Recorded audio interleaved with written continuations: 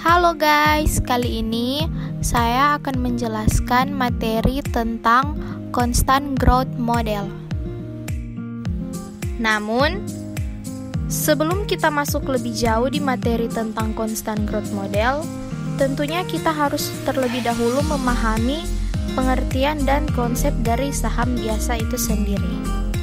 Nah, teman-teman, saham biasa itu merupakan surat bukti kepemilikan atau surat bukti penyertaan atas suatu perusahaan yang mengeluarkannya.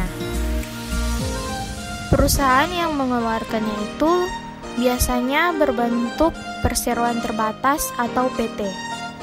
Nah, sebagaimana saham istimewa, saham biasa juga memberikan dividen kepada pemilik sahamnya. Dan dividen itu dibayarkan kepada pemilik saham biasa pada akhir tahun dari profit yang diperoleh perusahaan itu.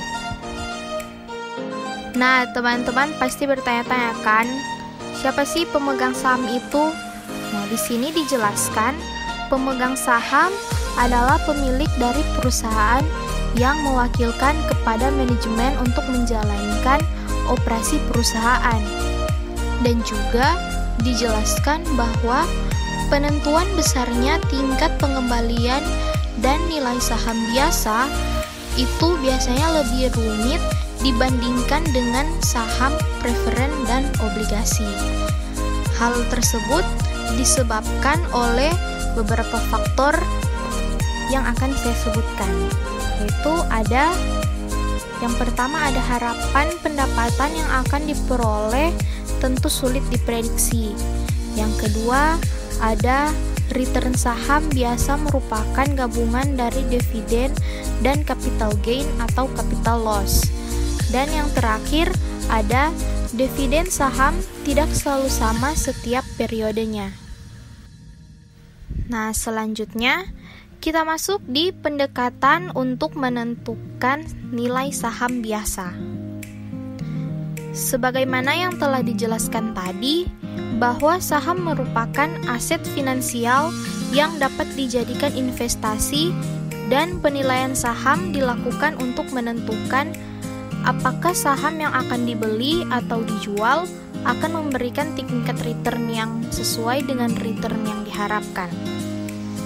Tentunya dengan melihat beberapa faktor yang dapat menentukan naik turunnya nilai dari suatu saham, yaitu ada kondisi mikro dan makroekonomi, lalu kebijakan perusahaan terkait ekspansi, lalu pergantian direksi, kinerja perusahaan, dan yang terakhir ada efek dari psikologi pasar yang ternyata mampu menekan kondisi teknikal jual beli saham. Nah, teman-teman, di sini ada beberapa pendekatan yang dapat digunakan untuk menentukan nilai saham biasa, yaitu pendekatan zero growth, constant growth, dan non-constant growth. Nah guys, sekarang kita masuk di pembahasan utama kita, yaitu tentang pendekatan constant growth. Jadi, constant growth model ini ditemukan oleh Myron J. Gordon, dan model ini sering disebut juga dengan Gordon model sesuai dengan nama penemunya. Nah, constant growth model ini mengasumsikan bahwa dividen tumbuh pada suatu tingkat tertentu yang konstan selama waktu tak terbatas, dan dividen tumbuh sesuai dengan tingkat pertumbuhan perusahaan. Nah, teman-teman, model constant growth ini sangat cocok digunakan untuk perusahaan matur atau dalam tahap dewasa dengan pertumbuhan yang stabil. Di slide selanjutnya terdapat kelebihan dan kekurangan dari constant growth model. Yang pertama ada kelebihan. Keunggulan model pertumbuhan Gordon adalah model yang paling umum digunakan untuk menghitung harga saham, dan oleh karena model ini paling mudah dipahami. Model ini menilai saham perusahaan tanpa memperhitungkan kondisi pasar, sehingga lebih mudah untuk membuat perbandingan antara perusahaan dengan ukuran yang berbeda dan dalam industri yang berbeda. Selanjutnya, ada kekurangannya pula, yaitu ada banyak kelemahan model pertumbuhan Gordon, itu seperti tidak memperhitungkan faktor non-dividen seperti loyalitas merek, retensi pelanggan, dan kepemilikan aset tidak berwujud, yang semuanya meningkatkan nilai perusahaan. Model pertumbuhan Gordon juga sangat bergantung pada asumsi bahwa tingkat pertumbuhan dividen perusahaan stabil dan diketahui.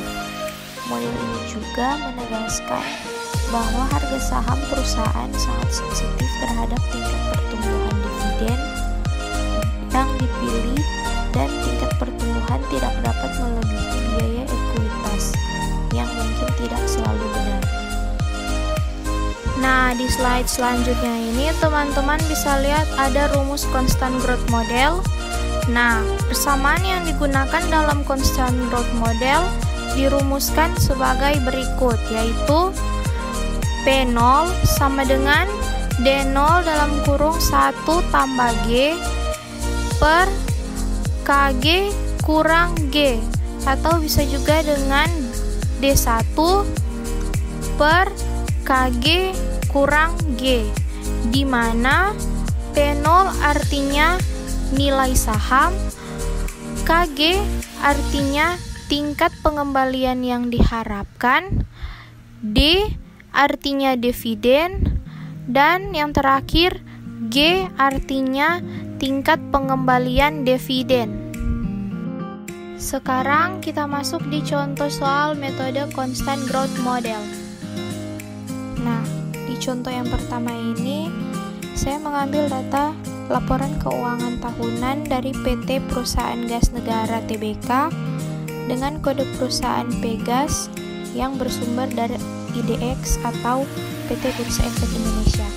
Perlu juga teman-teman ketahui bahwa yang saya ambil ini adalah laporan tahunan dari 2018 sampai 2021. Nah, kita masuk ke perhitungannya, tapi untuk lebih memudahkan saya akan memisahkannya terlebih dahulu. Dan untuk menghitung growth, kita harus mengambil data pendapatan usahanya. Tetapi sebelum itu saya akan memisahkannya terlebih dahulu dengan membuat kotak baru yang berisi pendapatan usaha 4 tahun terakhir, yaitu dari 2018 sampai 2021. Selanjutnya kita akan mulai menghitung estimasi pertumbuhan perusahaan. Caranya yaitu pendapatan usaha tahun 2019 dikurang pendapatan usaha di tahun 2018 dan dibahagi dengan pendapatan usaha yang ada di tahun 2018 juga, sehingga kita mendapatkan hasil yaitu 0,18 atau 18%. Lalu kita drag ke kotak yang di samping juga agar kita bisa mendapatkan hasil untuk di tahun 2020 dan 2021 juga. Nah, setelah kita mendapatkan hasil dari 3 tahun terakhir tersebut, selanjutnya kita akan menghitung rata-rata aritmatikanya dan juga rata-rata geometrinya. Dan untuk rata-rata aritmatika rumusnya yaitu dengan average buka kurung hasil perhitungan yang tadi kita cari yaitu 3 tahun terakhir dan di enter, dan kita akan mendapatkan rata-rata aritmatika sebesar 11%. Selanjutnya kita cari rata-rata geometrik, yaitu dengan rumus sama dengan geomin buka kurung 1 tambah hasil perhitungan 3 tahun terakhir tadi tutup kurung dan dikurangi 1, lalu kita enter. Dan selanjutnya kita akan mendapatkan hasil untuk rata-rata geometri sebesar 10%. Nah, demikian kita peroleh estimasi tingkat pertumbuhan atau growth PT Perusahaan Gas Negara Tbk yang kita hitung dari histori perusahaan tersebut selama 3 tahun terakhir ini. yaitu dengan rata-rata aritmetik sebesar 11% dan rata-rata geometrinya sebesar 10%. Next, ini ada contoh perhitungan yang kedua. Nah, di sini data yang saya ambil dari website resmi Pusat Statistik, yaitu data komoditi ekspor minyak mentah dan olahan minyak di tahun 2020, yaitu mulai dari bulan Januari sampai dengan Desember. Nah, selanjutnya kalau menghitung growth itu selalu dimulai dari data kedua, yaitu bulan Februari. Jadinya dengan cara hitung bulan Februari dibagi bulan Januari lalu dikurangi 1. Jika kita sudah mendapatkan hasilnya, lalu kita drag ke bawah sampai di bulan Desember untuk kita mendapatkan hasil hitung dari minyak mentah di bulan Februari sampai Desember tentunya. Nah, kan ini datanya berbentuk desimal. Kita harus ubah ke bentuk persentase atau persen. Nah, jika sudah, selanjutnya kita akan menghitung olahan minyak. Sama saja, selalu dimulai di data kedua, yaitu di bulan Februari. Caranya yaitu data di bulan Februari dibahagi dengan data di bulan Januari, lalu dikurang 1. Jika sudah, kita drag ke bawah sampai ke bulan Desember untuk mendapatkan hasil di bulan lainnya. Nah, kan hasilnya masih dalam bentuk desimal juga seperti yang sebelumnya. Kita ubah lagi ke bentuk persen. Nah, jika sudah semuanya, sekarang kita akan menghitung hasil total minyak mentah di tahun 2020, yaitu dengan cara sama dengan sum buka kurung, lalu kita drag dari bulan Januari, hasil dari bulan Januari sampai Desember. Tutup kurung dan enter, lalu kita akan mendapatkan hasil dari total minyak mentah di tahun 2020. Lakukan juga hal yang sama untuk mencari total dari olahan minyak dari bulan Januari sampai Desember.